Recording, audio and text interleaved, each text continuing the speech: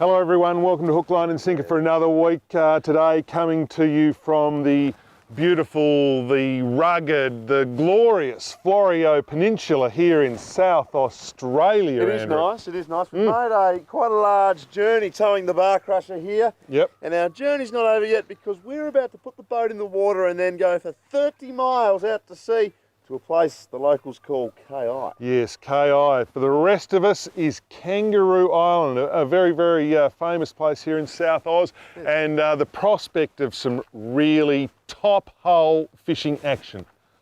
Top hole. Why is it famous? Ah, look, they love it. What, famous? Well, I've heard of it. Have you heard of it? KI. It's famous. We're not saying that we're going to catch big fish. As is. Whoa! You want to jump in, have a swim? You're a twit.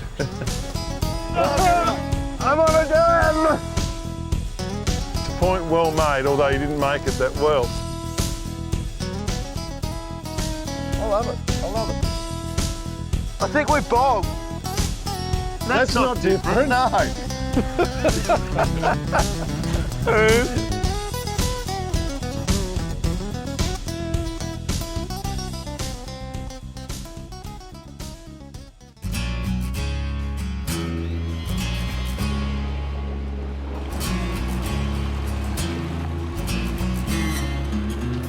Alright folks, I'd like to introduce to you Tim Cook from South Coast Marine, who lives down in this neck of the woods, mate. Welcome to Hook, Line and Sinker.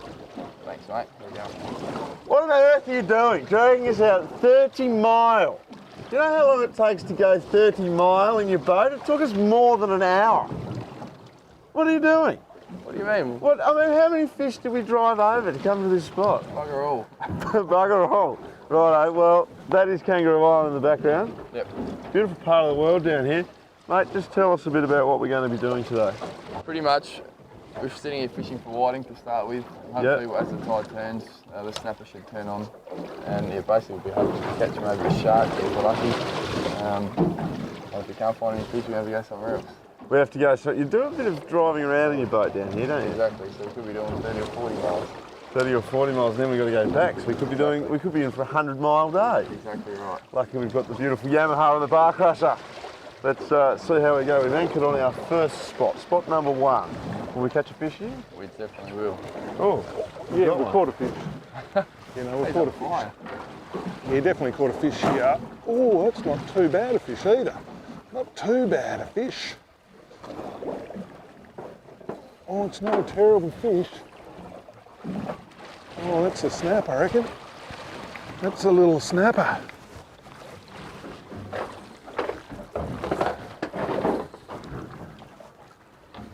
So I'll just work him up. Nick, what have you got? I don't know, mate. I'm calling it for a snapper. I'm obviously. Well, we are in South Australia. Yeah. So there. Fair chance that it's a snapper. It could be an amberjack, could be an AJ. They get a lot of those down here, Hardy. AJs, amberjack, Samsons. I'm not sure they do. Don't they? I don't know. I don't know. Anyway, we've got a bit of colour down here. What have we got? Yeah, nice snap. Oh, nice little snapper. He's Look at that. Size fish. He's a size fish. Just on the lightish gear. Oh, and that, oh, we will take every single day of the week. Nice fish, Kangaroo Island. Nice start. It is. I'm pleased you've taken us all the way out here, Tim. Yeah. It's good. I like it.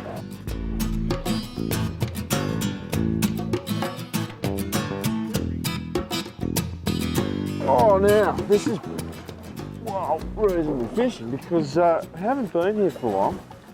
But, Tim, it was important to find the right spot, wasn't it? Definitely. It's a pretty barren place out here unless you come up with the... Pretty barren place. All of the water's sort of off South Australia. Don't say that. No. My point being, it's all pretty barren, so you need to find the marks. I don't think people are going to like you saying it's all barren, are they? Oh, shit. Just do your bit for the area. I like the area. I've already said it's beautiful. Turn your back to the camera. Holy hat. That's got to be a record. That is a massive whiting. That is a 1 kilo whiting. Good grief. That we've just been informed is a 1 kilogram whiting. A kidney slapper, look, it's slapping my kidneys. I wish it would punch you in the face. That's a whiting. That is unbelievable. Now, Welcome to Tim, KI, mate. welcome to KI. Is that, you know, That's the rare? biggest whiting that you have ever seen in your life, Tim. Say it. That's the biggest whiting I've ever seen. That's How a whiting. about that, Hardy? I thought it was a snapper. That's how hard it was pulling. You are some kind of whiting fisherman, pal. Thanks.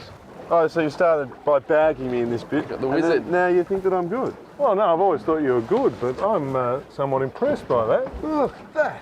Look, get your boat over here, drive for miles, and Kangaroo that could be Island, yours. folks. You're showing me up, mate. I haven't even hooked the fish yet. No, that's all right. Last time I bring you guys. The thing about fishing here in South Australia is a lot of anchoring. Everyone's right into this anchoring. You've got to be on the spot. Most South Johnny on the Australians spot. have a large anchor winch. on the Anchor front of winch, their boat. yeah. So every time Tim says, no, we've got to move, someone's up there yanking up the anchor.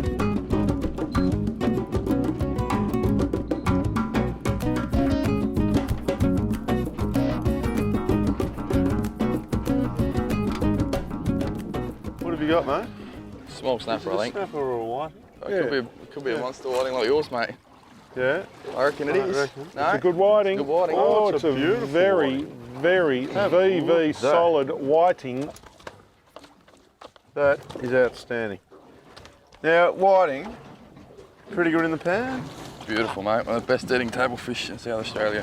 One of the best. Anywhere. Well, there's only two, isn't there? There's only the whiting and the snapper. But you forget, of course, the snook.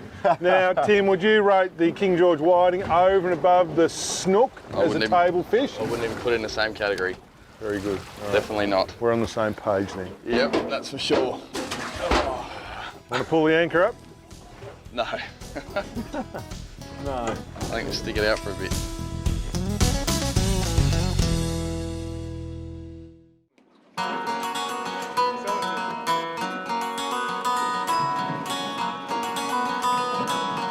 Get him after a slow start. You've come good, but you're cheating. You've got two rods. Oh, fair income, Come on, Tim. mate, I need some advantage. South Australians, Oh, you can't trust him. You turn your back. No, Tim, you can't have this other one here. No. We'll wind this one in Yeah. because Tim now is just going a bit too well for my liking. What's this one, Tim? Oh, Timmy! Timmy, Oh, boy whiting. Timmy! Nice fish, Timmy. That is a nice fish, Tim. Whiting for Easter. Very happy. You don't look that happy. You don't look happy at all, Tim. Do you have whiting instead of Easter eggs, Tim? Is that how it works That's on it. Sunday? Yes. Lovely little decoratively wrapped whiting. Whoa! Got away from you, that one. Oh yeah, just turning up another nice fish here in the shadows of Kangaroo Island. We're actually not that far from the island. Well, this looks good. This looks like a good fish too. Oh, look at that. That is a meaty whiting. They call them Just- pigs. Pigs, yeah. Pigs. Or dog botherers or something like that. Oh, Tim's on as well. No, But- he's not. The island's just over there.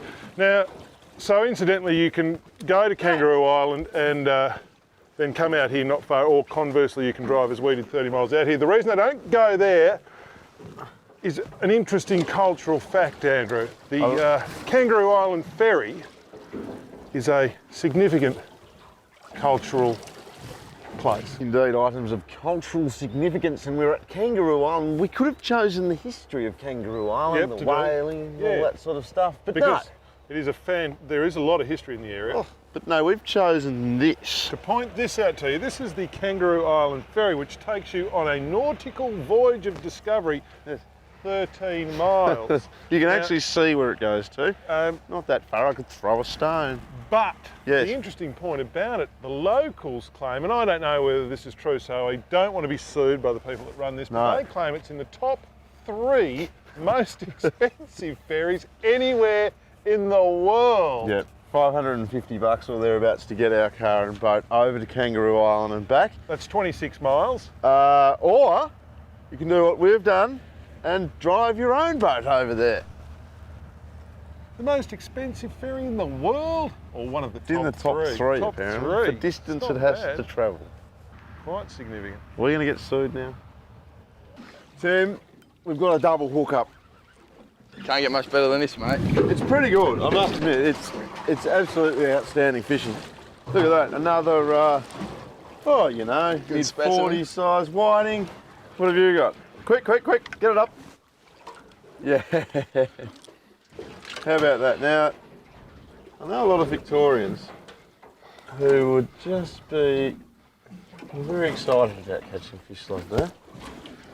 Yet these are sort of just average fish. It's pretty good. Certainly are. I'm hungry. Hungry. Very, very hungry. Liking Kangaroo Island. KI. KGWs from KI. Fishing. You had to think about the initials, didn't you? Everything. KGY. Good whiting, aren't they? And you're a good whiting fisherman, Tim. That's Thanks. the point. That's the gun. point that we're making today. You are a gun. I've been brought out by the guru. Yep, you too can be a gun KI whiting fisher. That's if you know where to go. Structure is all important. That's right. Autumn into winter is the best time for big pig whiting. Go and see Tim at South Coast Marine in Goolwa for up-to-the-minute advice. We also recommend the Goolwa Central Motel. Family rooms and executive spa suites right on the mouth of the mighty Murray River. There's even an authentic Irish pub on site. Yes, log on to goolwacentralmotel.com.au for all the details. Don't go away after the break. It's fishing for pecks as we lock horns with the tame brim of the beautiful Tweed River. That's sort of cheating. Oh.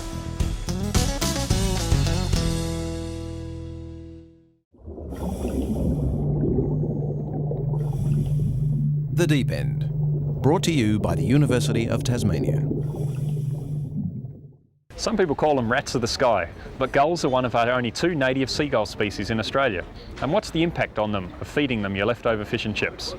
Silver gulls, I think, are a good example of what happens when human-derived foods are made very, very abundant and very available and very accessible. So these birds exploit this resource, and doing what birds do, they eat as much as they can because it is available to them. How does what the seagull eats impact on its body condition? The seagulls that are from an urban area are significantly heavier than the silver gulls that are feeding from a natural or a remote site. They also have higher cholesterol in the urban areas, and even though they lay the same size clutches, the eggs from these urban sites are lighter and less massive and smaller than the remote sites. If we don't like superabundant birds, then we just need to stop feeding them.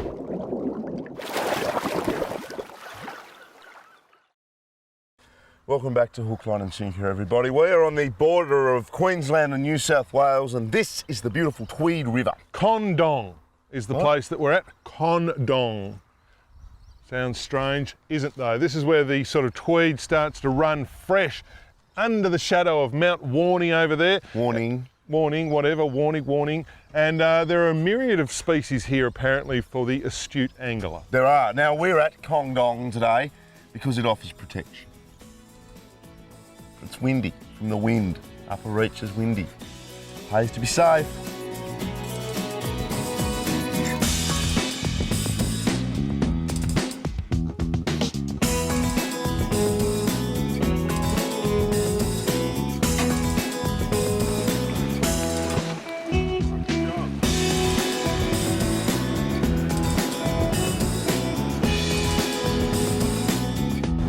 We gradually make our way up the Tweed River. I'll introduce to you our guide for the day. He's none other than Scott Fleming, the local Wilson tackle gun here in the Tweed area. Scotty, this is your backyard.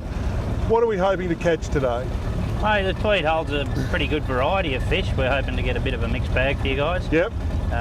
Estuarine kind of species, obviously. All your estuary species, all your saltwater sort of bream, whiting, flathead, Yep. trevally at times. And heading a little further upstream in the hope of maybe seeing a bass or two. Yeah, the water becomes a bit more brackish up here. You do, tangle with the odd mangrove jack, but the bass are what we sort of will have a crack at now. So. All right, well, don't set your sights too high. Just start easy. We might start with a flathead or something. But anyway, it all looks pretty good. We've got a lovely day, and it's filled with promise at this stage. Yes. Hopefully the conditions will improve. It's a little bit windy, but we'll find some pockets out of the wind. And he wants the conditions to improve. 6 Not o'clock very in the nice morning, weather, it's is it? 30 degrees. that's the Tweed River.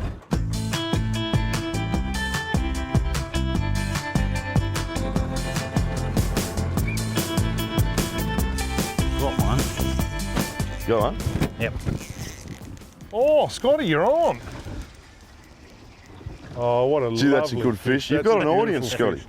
fish. We're Oh, we've dropped him. we're just fishing outside these people's sort of front door. Say hello to the people. Hello, everybody.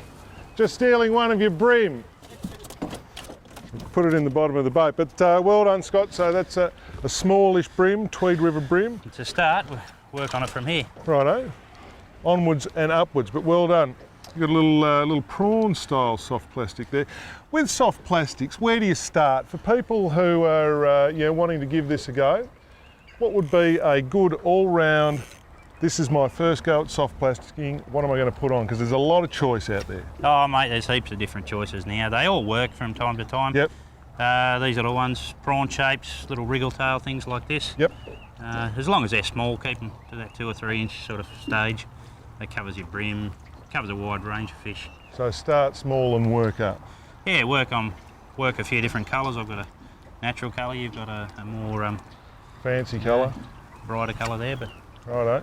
try not to run All into right, this. we're about to run into someone else's house now. Oh! Oh! Jeez. What happened? I just got smashed. You got blown away. Whew, that was a big fish. Now that's your Tweed River feeding frenzy, Scott. Your Yeah, your big bust up. it's like this every day up here. The fish just love it. These are obviously the pet fish from these people out here. Yeah, Fish, I'm on. I'm on. That's sort of cheating. Oh. Jeepers, we're going to get a tangle here. This is a better brim. And look, That's kind of cheating. not really very sporting, that. These No. fish have been trained and fed up. We'll just check. Thank you. What's this one's name? But it really proves that if you can't catch fish by yourself, go to where they have been conditioned. That's And it fantastic. makes it much easier. A bit like fishing in a fish farm, that. I like it. Kind of angle. Let's go find our own fish. All right, wild fish.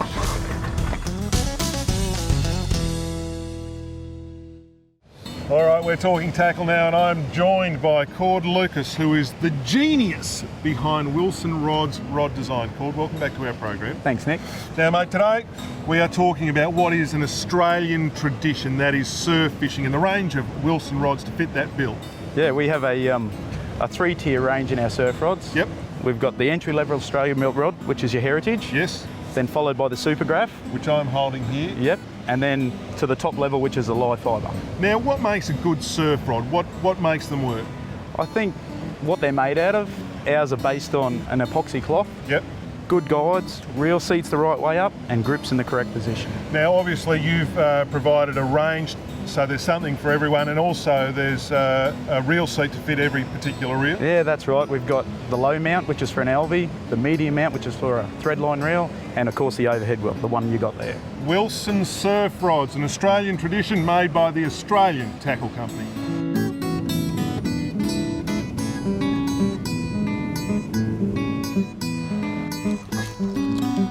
Yeah, it's a start.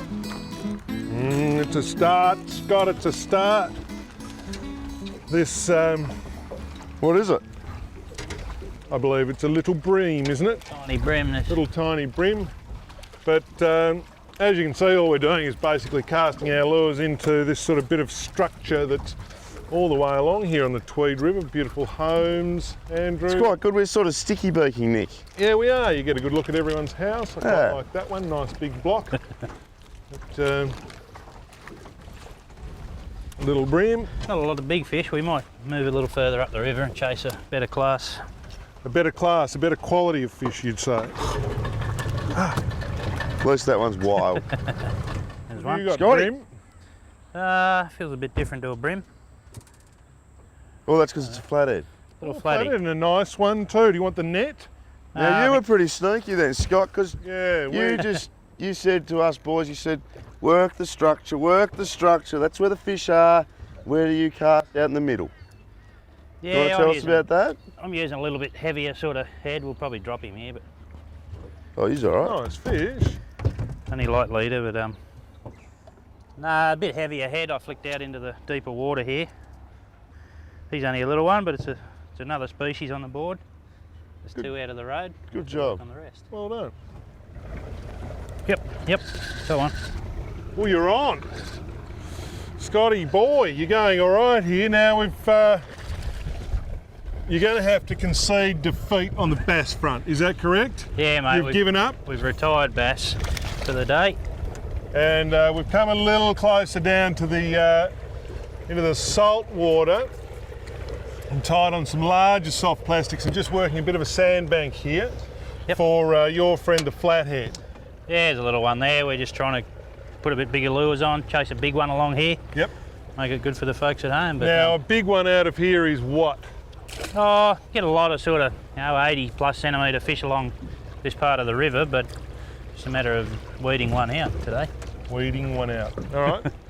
We'll do what we can. The pelicans are enjoying a free feed. It's all very picturesque and lovely here on the Tweed. Yep. We need a big fish though. We'll keep There's trying. no getting away from that. We never did catch that big fish out of the Tweed. In fact, we didn't catch anything much at all. My advice is to find out when feeding time is and take a loaf of bread. As always, we stayed at the Kennedy Drive Motel in Tweed Heads. It's the perfect place to base your North Coast adventure. Just log on to kennedydrivemotel.com.au for all the relevant info.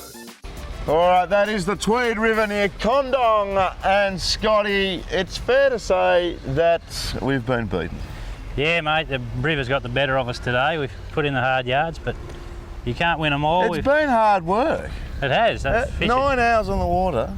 Fish just seem to be shut down today. The wind hasn't contributed, so... No. This behind us is nice. That's very beautiful, Nick. That's a sugar mill. I love the whole bit about the sugar mill and the sugar industry. Yep. I think big industrial plants on rivers is a good thing. We should have more of that. And just, if you think we didn't try today, folks, 9 hours we've put in on this water, and I hate to think how many casts I've made.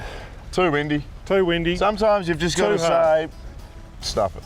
See you next week. Thanks very much. We're sorry. Let's just put in another 3 hours along here. You're a dreamer.